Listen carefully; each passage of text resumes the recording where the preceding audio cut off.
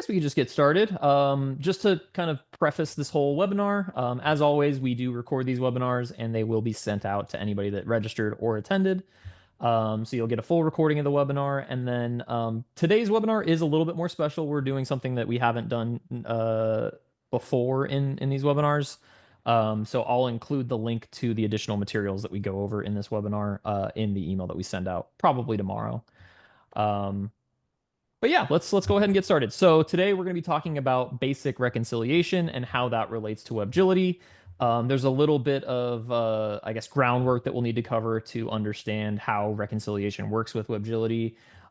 Just because there's a lot of common misconceptions, especially with how automated Webgility is. Some people can get the wrong idea of exactly how far Webgility goes into this process. So just to introduce ourselves, my name is John May. I am the engagement manager for Webgility. I do all of our webinars, promotional content. I'm the voice of our IVR if you call in. So I am everywhere. And I'm joined once again by our wonderful senior implementation specialist, David Pond. Say hi, David. Hi, David. I'm gonna do it every time. It's just it never gets old for me. Cool. So we're here today to talk about reconciliation. The agenda for today is going to just be like, as usual, the beginning. I like to do some light, I guess, refresher on the topic, understand the very basics, the foundation of the topic that we're kind of going to go through. And then the second part will be a demo video today. David will not be driving for the most part as he normally does. We're going to go through a video that one of our partners created for us, and then kind of pause the video and take some breaks in between to talk through the content. We want to make sure that you guys didn't just attend a webinar to watch a video. We want to talk through things and kind of put it in perspective for how Webgility works. And then we'll end with a Q&A. And then I do want David to also sort of do a little bit of demoing on sort of all of the concepts that we talk about today and how they're sort of facilitated through Webgility. So lot to get through, but we'll go ahead and crack straight into it. I wanted to first talk about reconciliation and how it relates to Webgility at a very basic level, right? So reconciliation in terms of counting is just the process of making sure that numbers match, right? Just to boil it down and break it down to the most simple, easy to understand concept is that either if you're wherever you're closing, if you're closing at the end of the month, if you're closing quarterly, if you're closing every 2 weeks, it's just the process of making sure that there's no discrepancies between the bank accounts and the orders and transactions that you have. So, a common misconception is that Webgility takes you all the way to the finish line with reconciliation, which is not true. Not necessarily that we don't get you there, but it is not the end goal for Webgility to do that final check for you. Because the whole point of reconciliation is that you're either checking your own work if you're doing everything manually, or you're checking the machine's work, right? Because no matter how bulletproof your setup is, it's always good to make sure that there's an extra set of eyes to go and make sure everything is set up correctly, right? So common misconception, Webgility doesn't reconcile for you, but it does make reconciliation easier because of the things that it does, all the automations that it has. I see David giving a thumbs up. That's perfect. Awesome. So yeah, I mean, we'll start off with this video. I'm going to get straight into the video here. Just to preface the video, we work with an accountant. I would call him an advisor, a teacher. He runs courses for e-commerce accountants and has his own community. We work with him a lot. He actually helps advise our team internally as well from a product perspective to make things work for accountants. So he's really knowledgeable in e-commerce accounting and how to set things up from a standard perspective. And we asked him to record a video on his most basic breakdown of reconciliation inside of QuickBooks Online, and then sort of relate that back to Webgility. So the video itself is not going to be directly in Webgility at all. It's going to be all within QuickBooks Online, but it is, again, to just get a basic understanding of the manual process behind reconciliation, how he prefers to set it up. And then, of course, David and I are going to go back and forth on some commentary. We'll pause the video here and there and, add color to the conversation. Does that sound good, David? Sounds great. Perfect. So I'll go ahead and get it started off with the intro video here. Seth goes into just like again just explaining the approach that he takes for reconciliation, and kind of sets the rest of the video up. So, Hey everybody, Seth David here from the world famous Nerd Enterprises can you hear David? I Yep, might have to. Okay, cool. Just making we're sure. good. Incorporated, bringing to you another special screencast. This time we're talking about e-commerce accounting, plain and simple. I'm going to give you a very plain and simple look so that it's very easy to understand at the flow of accounting information. We're not going to get into inventory. That's another topic for another day. But I want you to understand, for example, I'm a big fan of Webgility as an e-commerce tool. Webgility will connect to your sales channels and grab the sales and sync them over to your QuickBooks Online company. It will also grab the payments from the various payment gateways and sync that information and handle the fees beautifully over in QuickBooks Online. And especially when you're dealing with something where it's very complex like Amazon, Webgility is a huge lifesaver. Here's the thing though. If you don't have a good understanding of how everything flows and how it needs to connect, then you're going to be lost when it comes time to set up Webgility or any other e-commerce tool for that matter. And my guess, not my guess, it's my experience based on talking to a lot of people, that many of you will go out and set up one of these apps to connect everything, and you really haven't taken the time to have the understanding of how things need to connect and how things need to flow. And then you're either going to end up having problems, which will be in endless support loops trying to get resolved because things aren't actually showing up the right way on the balance sheet and P&L, or you just don't know what you don't know. And bottom line, this is stuff you need to know. So what I'm about to go over in the short, simplified explanation is something that I believe is critical for anyone in the e-commerce world to understand before you even think about connecting an e-commerce app to grab your sales and your payments and push that all into QBO. Because you want to make sure you can account for every sale, which means you want to make sure you can account for every dollar of payment received on every sale, as well as every dollar of fees charged, so that everything, at the end of the day, this is the only way you'll be able to properly reconcile your bank account, because it's the only way you can make sure that the amounts that land in your bank account actually agree to what landed in your actual bank account. All right. So, just to kind of again put it in perspective for why Webgility is even having this conversation is that um, what Seth wants to explain in this entire video, this entire course, is that you should understand how reconciliation works from a basic level, how to do things manually, so that you can understand how the automation helps make it easier, right? So at Webgility, we generally don't recommend that you do things manually. That's the whole purpose of Webgility, is to pull those orders in and push them to QuickBooks and automate that whole process. And in an ideal world, you'd have your fees, whether it be payment processing or shipping or any other expenses that you have, and all of your discounts and all the auxiliary Yeah, information that goes into your order. Yeah, but ideally that's how we would prefer it. But it's good to understand how to do it manually so that you can see the benefit, one, and two, if anything were to go wrong, you can kind of drill down and figure out what it is, right? yeah. And what I want to add here, hey everybody, thanks for joining. Um, but the process here is he's showing the process obviously, but he's talking about getting the information from your e-commerce into QuickBooks and get it into QuickBooks so that you can actually use that data to reconcile. Webgility is going to be, getting the order information, the refunds, the discounts, the fees, all that kind of stuff. You can't reconcile unless you have all that information in QuickBooks. Some people are saying, well, I do all refunds manually. Well, you should be automating them. I just do the fees once a month or something. Well, if you get a fee report from your vendor, say it's a payment gateway, you want to reconcile to that. So we want to set those off, and Seth goes in and shows how, if you have different payment providers and you have a different balance, a different sheet of what they're paying you, then you need to reconcile to that sheet, to that document. So, or those numbers, I guess I should say.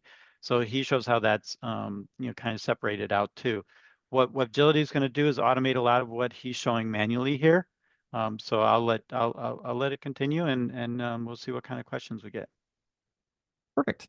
Yeah, so the rest of the video is going to kind of detail how Seth would do it manually, and we'll kind of interject here and there to show you what Webgility would do in that case automatically. At the very end, we'll do a demo to actually physically show you some of the settings that you can, enable inside of Webgility and how that impacts the reconciliation process.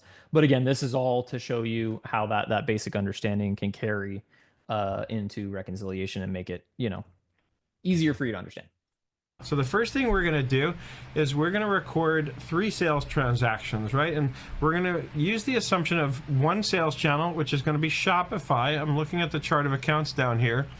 Okay, and then what happens is first the sale hits the sales channel. So all these sales that we're going to record are going to be for Shopify. And I want to interject here, and off to a great start. So in Webgility, we generally always recommend using clearing accounts for any number of ways that you're going to segment your orders, right? The easiest way, and I guess the most approachable, common way that we do it is having a clearing account set up for each store. So if you have an Amazon, a Shopify, an Etsy, whatever, you have a clearing account for each of those stores. So that means that when you set it up in Webgility, each of the stores that you have added to Webgility, you can then route the orders directly to their clearing accounts. So just to kind of explain the foundational aspect of it, each store should have its own clearing account. And then to break it out even further, Seth has it sort of organized so that each payment method also routes to its own clearing account, which is also able to be done through Webgility. Payment method not to be like the old school payment method would have been, your credit card, or, is it MasterCard, Visa, what is it? That's not really the important part as much. And Seth even, I think, mentions that is it's the payment provider you're using. And that might be a mixture of different credit cards or Apple Pay or who knows what, but it's coming in on one statement. So whatever comes in on that one statement from the payment provider is typically going to be separated out so that it makes it the reconciliation easier. Yeah, perfect. And so we'll let him finish his thought here. Okay, then what happens is depending on how that sale was paid for, it's going to come out of Shopify and into one of our payment gateways, which you can see up here. Notice I've got these set up as bank accounts. This is because there are things I can do with bank accounts that I can't do with any other kind of account, such as creating an expense to cover the fees if I wanted to, right? There's just a lot more flexibility, which makes it much easier to record these transactions and achieve the kind of flow that we really need to in order to properly account for and categorize everything that happens from the sale to the net deposit. Okay, so the sale comes in, right? It goes to Shopify and it's going to hit some income account based on the sales of the products. Okay, then we have to move money out of the sales clearing into whichever payment gateway was used. So that's where we're going to do 3 transactions, because we're going to do one where it's Stripe, another where it's PayPal, and a third one where it's Amazon Pay. And yes, you can take Amazon Pay through Shopify. It creates its own nightmare and mess in terms of the accounting on the back end, but it can be done, and it needs to be understood so that you understand even how that works. Okay, so let's get into this. I'm going to start recording these transactions for you. Okay, so just to recap, I think we kind of illustrated the point on the clearing accounts, why we would use those. But to kind of drive home how Webgility helps this process is he's manually creating clearing accounts for each payment method, and Webgility, we can automatically set that up as well. We can route things directly to payment methods so that you don't have to manually create or move money directly from a clearing account like the Shopify clearing account to a Stripe or a PayPal or the credit card clearing account, if that makes sense. And it looks like Eric has a question in the chat here. Hello, is there a way to automatically refund or unpost authorized but not processed, canceled, fraudulent orders in Shopify to QuickBooks Desktop automatically? So I'm going to jump in here on the fraudulent ones. So I see this. There are some stores that have a lot of fraud going on, and what happens is there's not a system that follows all the way through this process that says, hey, this was tagged as a fraudulent order. So there's no process that then follows that order if it was fraud. So there are processes and apps and all sorts of stuff that you can put in online e-commerce. doesn't necessarily mean there's a throughput all the way to your accounting that will manage those. What I see most people doing with fraud orders right now are they're manually managing fraud orders. I don't see a better way. We do have a way where we can bring the orders in, let them sit in the orders section of Webgility, and then be updated, and then you have to approve posting them to accounting. So if you have a high amount of fraud, you can do the order update settings, and then as those orders are updated, then you can choose whether you're posting it to accounting or not. That's kind of the only recommendation on a workflow if you have a high amount of fraud coming in. Otherwise, it's kind of something that has to get manually adjusted. Hopefully that Yeah, helps. perfect. Yeah, let us know if that answered your question fully. Sometimes with questions like this, if there's maybe an issue or a setting that needs to be, turned on or something, I guess, adjusted in your workflow, it's better to hop on a call with our support team so that we can make sure that all the knobs are turned correctly, so to speak. Yeah. But Yeah, yeah. if you're getting like a fraud order once in a while, then I'd say just don't change your workflow and just take care of it manually. Mhm.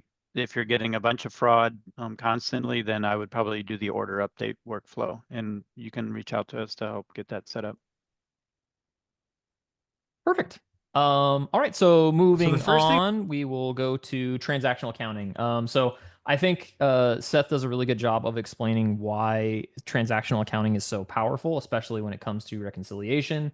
To kind of preface it, WebGility allows you to do consolidated order posting or journal entry order posting so that things are a lot more condensed or easier, and it's just the dollar totals. And sometimes that does make sense depending on your workflow, how big your business is, and how many times a quarter you're closing your books. But transactional accounting, I think, gives you a lot more fidelity in your books and the ability to understand discrepancies a lot easier, right? Because if you have line by line transactions and all the fees and everything associated with them, it's a lot easier for you to see where that dollar discrepancy comes in and fix it accordingly. So we'll let Seth there's lots explain of it. different ways we could do this, and depending on which app you're using, one of the reasons I love Webgility is you have all the flexibility. I can choose to do summary level where it just posts one big transaction for that whole day's sales. I'm not a fan of that, but it's an option, and Webgility gives you the flexibility where you can choose to do that, or you can choose to post every order. I'm a much bigger fan of that, and I don't, of course, believe that we need to have all the customers in here, which is why you're going to see Shopify is going to be the customer, right? We'll have a customer called Shopify Sales. So I don't believe in having that detail, but I do love to have the order level details because I can get reporting that I need. And if I wanted to try and do that without having it centralized in QBO, then I'd have to go into each different payment gateway or perhaps into my app in order to see everything, right? So I like knowing that I can rely on QuickBooks Online's reports to slice and dice the data and see the information that I need so I can provide the insights to my client so that they can understand how to make informed decisions about what to do, what direction to go, which products are selling well, which ones aren't, which channels they're selling well on, and on and on. Okay. Yeah, I think it's a good time to interject here too. So kind of to relate this back to Webgility, I mean, basically what he's saying is what we advocate for, right? Like Webgility's number one value proposition, the thing that we always talk about is that our goal is to connect you to all of your stores and to QuickBooks and pull as much information as we can and push it into your QuickBooks to make QuickBooks a solid system of record for you. So he's talking about not having to go into each payment gateway or each of your apps to understand those additional fees or things outside of the orders themselves to be able to get a full picture, right? So, again, just the overall goal of Webgility and the way that this will relate back to reconciliation is that we're pulling all that information for you so that you don't have to go into each app. So as long as you have things set up correctly, you have all the fees, you have all the information in your orders and sales receipts. This makes again QuickBooks that valuable system of record. It makes things a lot more bulletproof Yeah, on the accounting side. and one of the things he mentioned here is there's different setups, there's different configurations. I like the fact that he understands that not everybody does their accounting and gets their information and uses it exactly the same way in QuickBooks. There's different workflows for different types of companies. You know, if you're B2B, B2C, if you're, you know, used to doing your accounting a certain way. So putting this information into accounting, we do have options. So there's options like for fees. Fees can go to an account level and be recorded in your QuickBooks, or they could be taken out as a line item and going into QuickBooks. So there's different setups to help you with your workflow and what you're used to doing for reconciliation.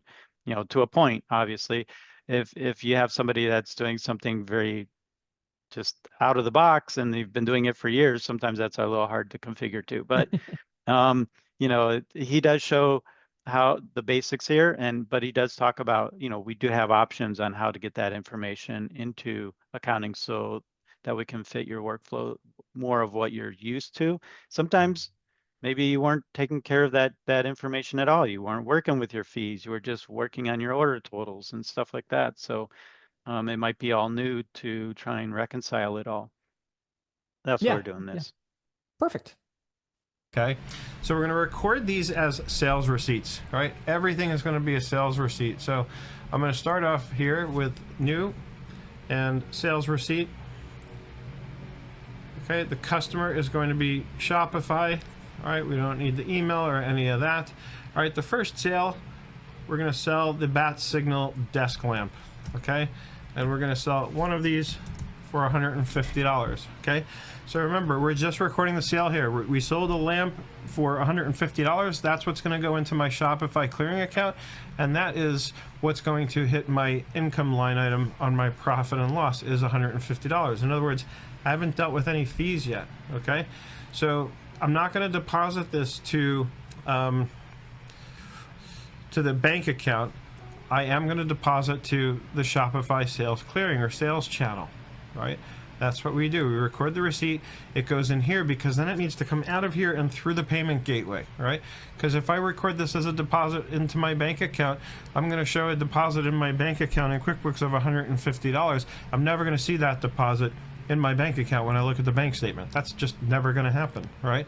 It's going to be either this net of fees based on the payment gateway or this plus the other two transactions depending on the timing and, you know, whether or not they're all on the same payment gateway. So this is Yeah, and this is a really good explanation as to why we recommend using clearing accounts, because you're essentially putting them inside of this bucket that you can then further drill down on, like what he's talking about, the fees or additional things that will affect the net outcome of your transactions. So easiest way to explain this is that we have these clearing accounts set up so that you can essentially use them as I guess like a sandbox for when you're adjusting them with fees and everything else that goes into the transaction outside of what was just on the order itself or the sales receipt itself. This is the kind of stuff we have to understand and consider before we can be effective at, you know, doing the accounting for an e-commerce client. Okay, so I'm going to record this one and I'm going to record two more sales. All right, so at this point, I don't know. Right? For all intents and purposes, let's pretend I don't know how this was paid for. That's how we need to set up the system, is based on the assumption that I don't know how it was paid for. In other words, the sale is its own completely separate transaction from the payment. Okay, so I hit save and new.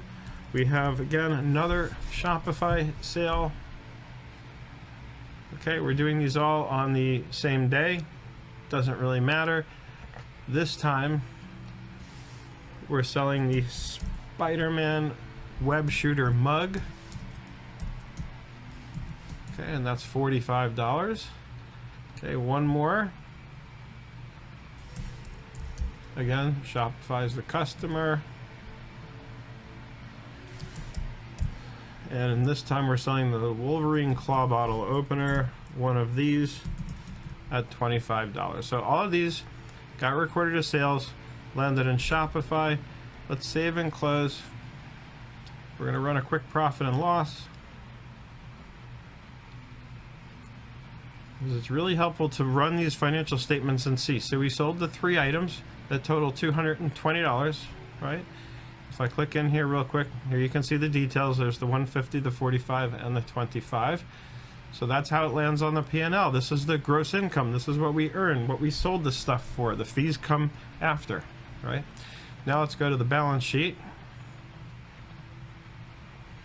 And sure enough, in the balance sheet, my Shopify clearing account has $220, the same amount, right? Because in the next 3 transactions, I'm going to record the payments for each based on the 3 different payment gateways. And then we're going to come back. And so after this, everything that we're going to see is all in the balance sheet. The income statement is, I take that back. We'll have the fees that get recorded that hit the P&L, right? But most of the action from here on out is on the balance sheet. We're going to be pulling these transactions one by one out of Shopify and into the payment gateways, which you don't see here because there's no activity in them yet.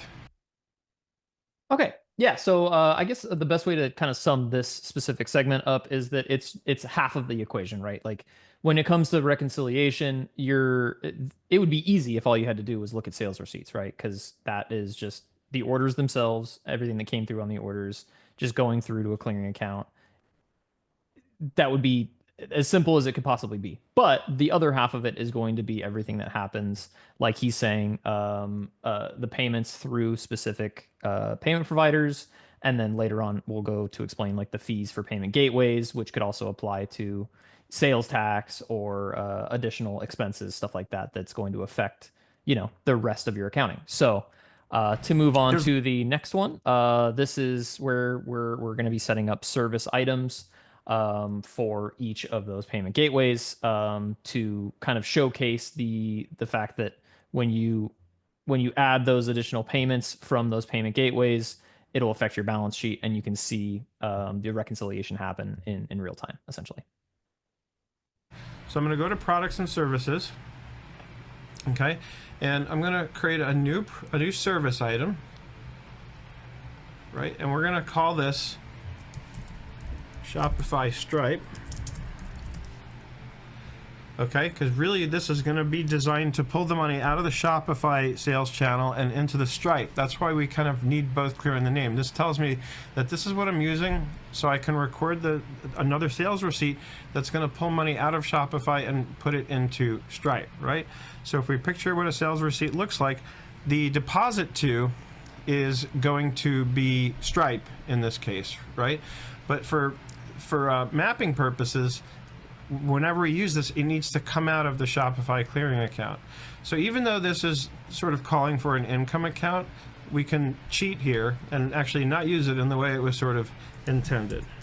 So that's what I want to do here is I want to use the Shopify clearing account so that when I use this item, it will take it out of Shopify and it will put it into whichever account I use in the sales receipts dropdown, right? Which, using this item, tells me that I'd better have Stripe there. Okay, so. And just to kind of further break this down and how Webgility might look at the situation, because this is not generally how Webgility would, I guess, function, right? We do a lot of these things automatically for you. Yeah. So yeah, that's David, if you what want I was gonna jump in here. So in Webgility, we're configuring this part. He's showing you a manual process of doing it just to get the point across that you're separating the fees from the clearing account, so that what's left to settle against for your reconciliation is the amount that you got paid at the bank. So what Webgility is doing is automatically separating these to the accounts that they need to go in, so that what he's doing manually here doesn't have to be done, but the process and the thought of how this works is in his presentation. Yeah, perfect. We're going to say save and new. Then we have Shopify PayPal.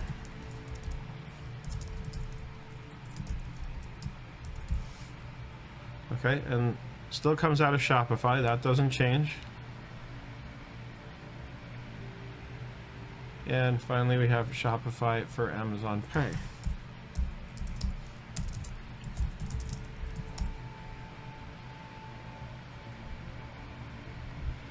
And again, here, we're taking it out of that sales channel. Save and close. Okay, so we've got our sales. Now we need to record our payments for each sale. Okay, so we're gonna use a sales receipt again. Okay, now for the customer, this isn't Shopify, right?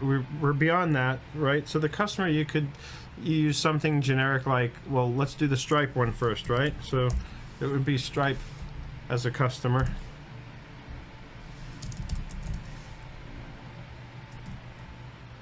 Okay, and then I quickly just confirm the setup. All I really need is the name. Okay, same day, it's e-commerce, so the payment happens in the same moment as the sale does, right? But for accounting purposes, we need to split our thinking up between we have the sale, then we have the payment.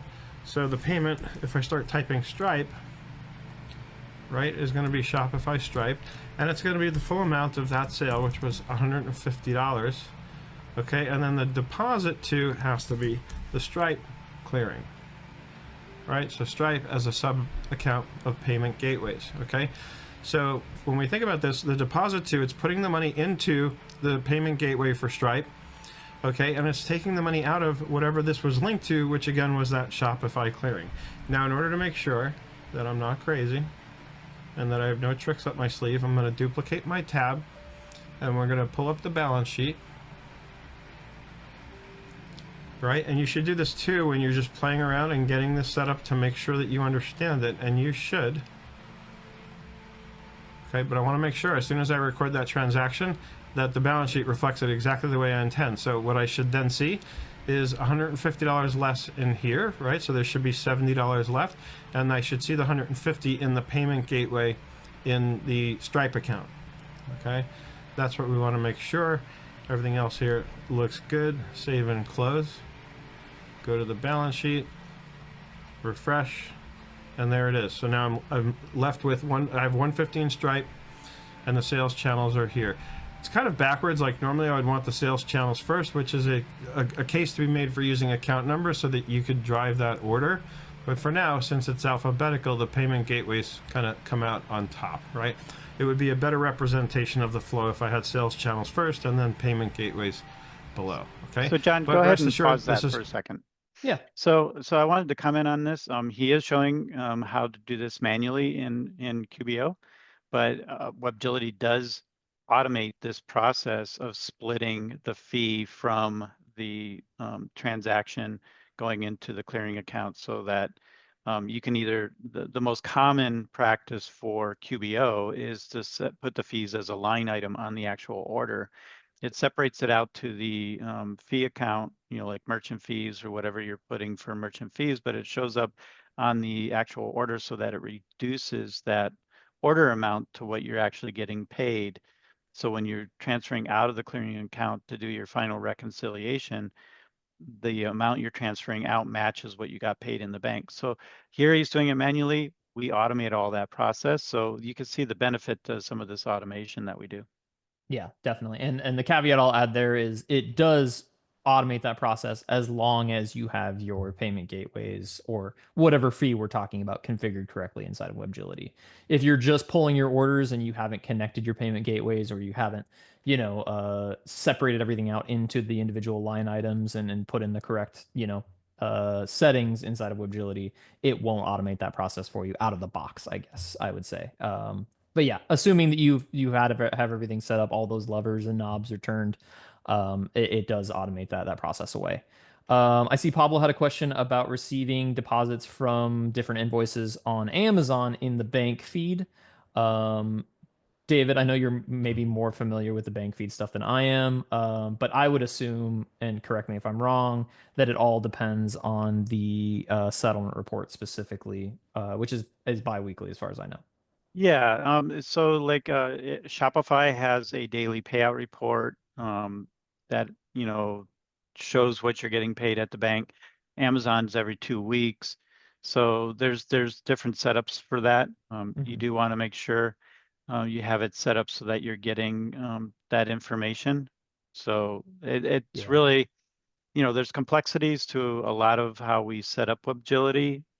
There are some setups, like I mentioned before, you could put apps and plugins and stuff like that into your e-commerce store. Makes it more difficult to separate things out. But we have a pretty good team that's working on that all the time to make sure that whoever you're getting payments from and having fees associated with that, we're tying those out so we can get them into QuickBooks so that you can do your reconciliation. Yeah, and I guess to bring it around back to your question, Pablo, for Amazon specifically, Amazon will always make this process a little more confusing. And I think Seth has mentions it at some point if he didn't already, I can't remember. But there's a specific point about tying things to Amazon, like Amazon Pay being tied into Shopify, or anything routing through Amazon is automatically going to be through the settlement report, right? So Webgility does automate the settlement report as long as you have it set up inside of Webgility, but it's not going to appear the same way as the rest of your orders and expenses, right? Because things like Shopify, if you're not using the expense reports through Shopify or any other, platform, you just download the orders and everything that you need is directly on the orders and they get posted individually. But when it comes to reconciliation through Amazon via their settlement reports, all of the expenses obviously come through the settlement report itself. So it'll be in bulk on that 2-week time frame that they've specified. So I hope that helps. Let me know if that doesn't answer your question in full. But yeah, generally settlement report is the end all be all for Amazon, and that's just the way they have it set up and kind of the only way you can do it really. So just kind of focusing around that 2-week settlement or that payout period is the most important thing. Clearly working. Let's record the other 2 transactions. And I'll actually just done, skip forward right? here because the rest of this is just recording the same transactions to show that discrepancy or to show that segmentation of the payments from the rest of the clearing account. Did you want to add anything, David? Yeah, he just goes through and hits each one of these different accounts that he separated out. Yeah, and at the very end, he kind of Goes for showcases how everything $25. kind of balances out. Save that. Back to the balance sheet and refresh. And now we have Yeah. nothing left in Shopify. So you can see here the process is that he's putting everything into Shopify first, and if you're doing this manually, the best way to do it would be then to segment into each specific payment gateway depending on the amount for each payment gateway. Again, Webgility automates this entire process, but it's good to see how that's done manually to kind of put the pieces together. This whole video, I know I mentioned this before, but the video that we're using is recorded by Seth David. It's going to be on his YouTube channel, so this will be sent out if you want to review it. It's always good to have that available. But yeah, we'll go on to the next item, which is fees. This is sort of the last piece of the puzzle, right? Because you have the amount that's processed through payments in the orders, but then you need the fees to get a full picture of the cost of goods sold, right? Because that's everything that goes into your accounting is affected by your expenses and costs. So now what we didn't deal with is the fees. So I'm going to show you how to work with that right now. In order to work with that, back into products and services, I need one more item, a service item, and this is going to be called, let's just more generically call it payment processing fees, right? And within Webgility, payment processing fees, this is something that will be automated generally through, we have a whole interface for payment processors or payment methods. For additional maybe auxiliary fees like or discounts, coupons, sales tax, it might require you to create a product like this or a service like this inside of QuickBooks to map it to it directly. So inside of Webgility, we'll give you the option for certain things to map expenses or fees directly to an item inside of QuickBooks to make it easier and route directly. This is the process that you would follow. For payment methods, you generally won't have to do that unless I'm misremembering, David, but there's a whole interface for it that guides you through that. So. We used to call it credit card processing fees, but there's so many other different kinds of payment methods these days, and they aren't necessarily credit cards, right? So I just call it payment processing fees. Okay, and over here, we need an expense account, or some people like to put this in cost of goods sold for, you can also call it and that's a personal preference, whether fees. It's cost of goods sold or an expense. It just depends on the people I'm working with that I see. Sometimes they pick one or the other. So some people are adamant it's a cost of goods sold. Some people are adamant it's just expense. So I just go with however they want to configure that. That is the accounting world for you. Everybody's got a different way of doing it, right? Yep.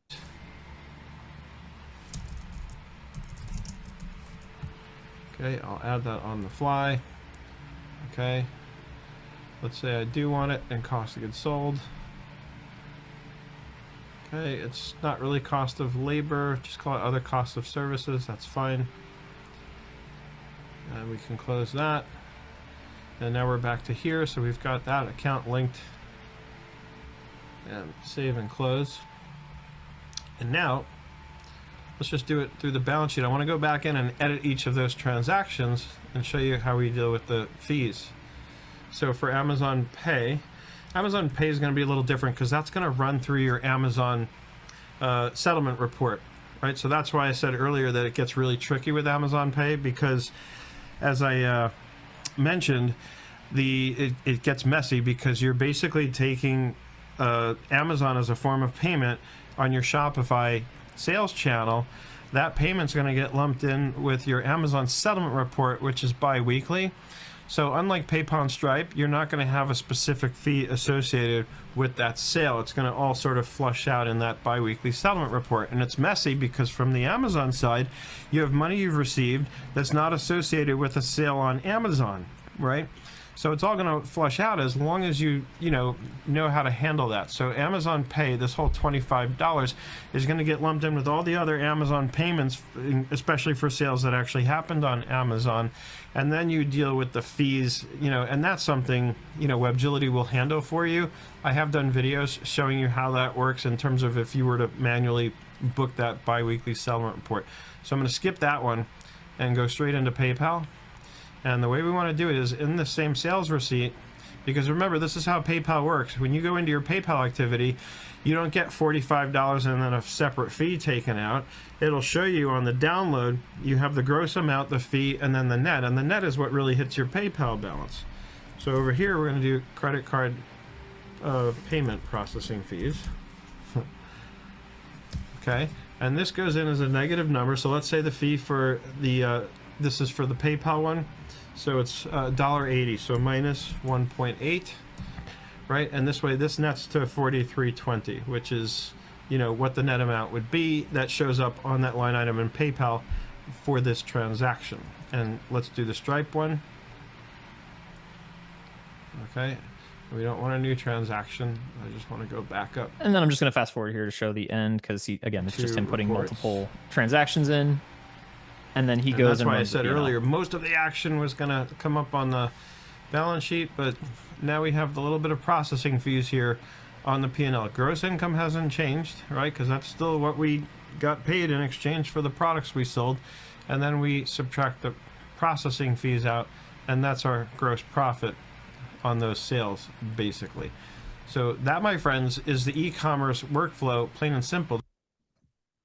Okay, yep. And I think that's a good place to stop. I do have another slide here for his outro, but ultimately, just to kind of say what he's going to say, all of this process, again, is just the manual way of doing it, how he would recommend doing it. He's the advisor that we work with from an accountant perspective, so we usually take his advice when it comes to how we would recommend that people do things. David and I are not certified accountants, so we don't have the authority to speak on what is right or wrong when it comes to the way of doing things inside of QuickBooks Online, but we do trust the experts that have worked in this industry for a long time. So if you're doing things manually, again, I think it's good to understand how things work manually before you start to trust a machine to do it automatically.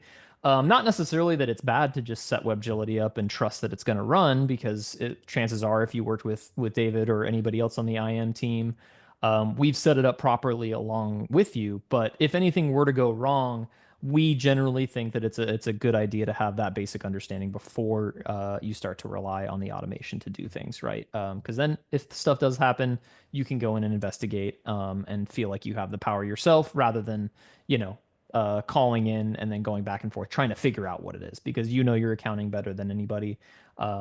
So I think, again, just getting that foundational aspect is super important. Additionally, again, like I said, I'm going to send this YouTube video out in the link that goes out tomorrow.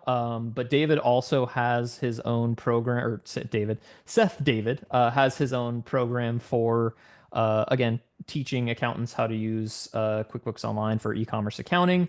He has a whole community that he's set up in Circle with different courses and just resources for accountants and bookkeepers and people that live in the e-commerce world. So we'll include a link to check that out as well. But yeah, I wanted to wrap it up just with a Q&A. I know we had some questions already. This is a little bit more foundational, I guess, kind of general topic specific to reconciliation. There wasn't a whole lot that we showed in Webgility. Does anybody want to see these things inside of Webgility, the settings that we would generally recommend? Let us know. We're happy to jump into a quick demo right now. Otherwise, we can answer questions or we can end it here if we want to get time back in our day. I know we're a little bit over what we generally would do, so I want to give you guys the option. Give it a minute here just to make sure if anybody has any questions, we can answer them.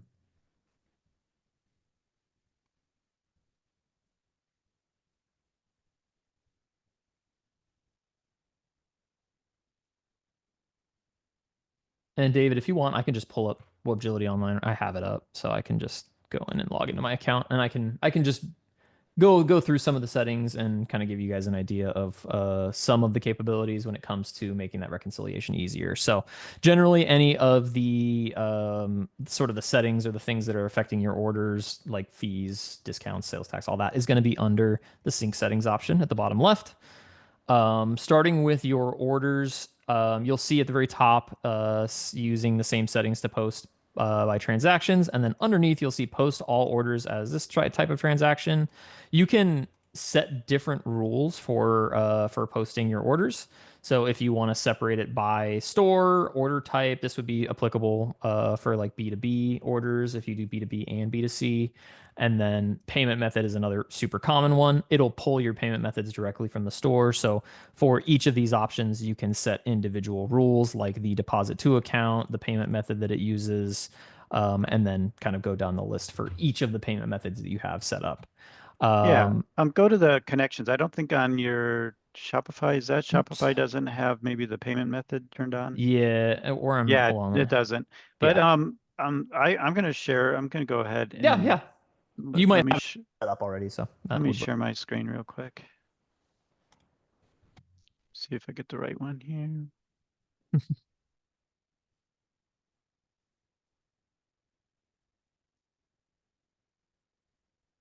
All right, are you seeing my Webgility screen? Sure am. Okay, so the first thing under connections is we are going to make sure that, the payment provider. So here, Shopify, you see down here, payment gateway, Shopify.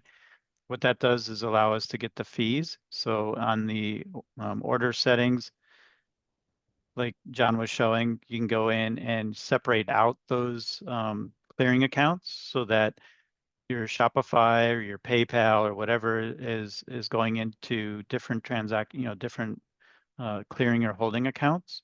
So here you can see there's an Amazon for Amazon Pay possibly.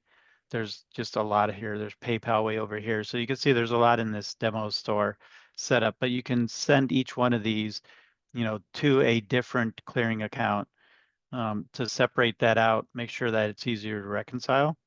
If you look at the fees settings here, what Seth David was showing is how you pull the fees out of that transaction, and we do that automatically. So we can then post them. The most common, like I said, was a line item with the order, and that way the order total now becomes what you're clearing out of that clearing account against your bank statement. The other way to do that is a separate transaction. So you can actually put the fee as a separate transaction expense and everything into QuickBooks. There's extra steps then, a little bit more manual. You have to go into QuickBooks and you have to then work a little differently with that setup. So we're always recommending the best setups or the most common setups for what your workflow is. That's what our job is to kind of guide you to the most, the recommended setup to give you the most automation. Sometimes, like Seth was saying, you have Amazon Pay in there, but you also have an Amazon channel. Amazon doesn't separate out Amazon Pay in your Shopify for the payout report that you have on your Amazon channels. So it does put a complexity in there. There are many complexities you can add to your e-commerce that make it very difficult to make it easier to separate it and put it into your accounting. We understand what some of those or most of those complexities are, and we give you the best method for making it the easiest to fulfill that reconciliation goal of separating out the fees and expenses and everything, so that you can settle your clearing account. Yeah. PayPal, Yeah. for instance, a lot of people take their PayPal and they have a specific PayPal account in their QBO, and you can take, and this is one of the few that I would recommend this, is you can take the PayPal and post it to that PayPal account in QBO. But on our recommendation for every other store connection payment method is to kind of go to a clearing or holding account so that you can then transfer that amount out against what you're getting paid. Yeah. Yeah. And I think the biggest points to drive home are one, reconciliation will never be a fully automated process, right? Like it's baked into the nature of reconciliation that you are sort of doing a final check against all of your records. Now it doesn't have to be complicated though. The biggest thing is that Webgility has all of those settings, all those levers that you can pull to pull in as much information as possible and segment it as much as possible so that when you do that reconciliation, all the buckets are in the right place and it's easy for you to sort of tie a string to each one and make sure that everything matches up. So, what we always recommend is when you're going through your implementation, or even if you have been a couple years ago, you did your implementation, you've been with us for a while, and you're just going back through and making sure everything's set up correctly, making sure that the taxes, your discounts, any cost of goods sold are all mapped correctly, so that when you do that reconciliation at the end of the day, everything is already in its right place, and all you have to do is, match everything up together Yeah. to make sure that things are And correct. what I opened up here is you can see this is order information coming in from a Shopify store. What you see is you see the SKU and the product and everything. You see the tax in there, the discount in there. You've got the total order revenue. You've got fees in here from Shopify. Uh, those are all the data that you would manually have to track. So what we're going to do is configure that to get it into your accounting so that you have an easier time. You have accurate information and you have an easier time at doing that final reconciliation step. So it does, in a way, reconcile in that clearing account. The way we set it up is that, you're already reconciling the fees and everything, and what's left in that clearing account is the final amount that you're transferring out against your bank statement.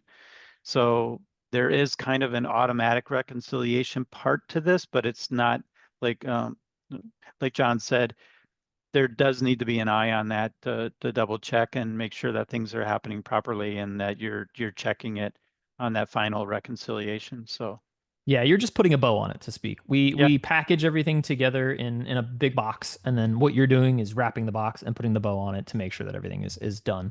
And then sort of an added benefit here, if you want to click on the profitability at the top as well, having your cost of goods sold allows you to, if you're in Webgility and you're like trying to, just manage the business and see in what ways you can improve certain aspects of the business, like which products are selling well, which ones aren't, which ones you're profitable on.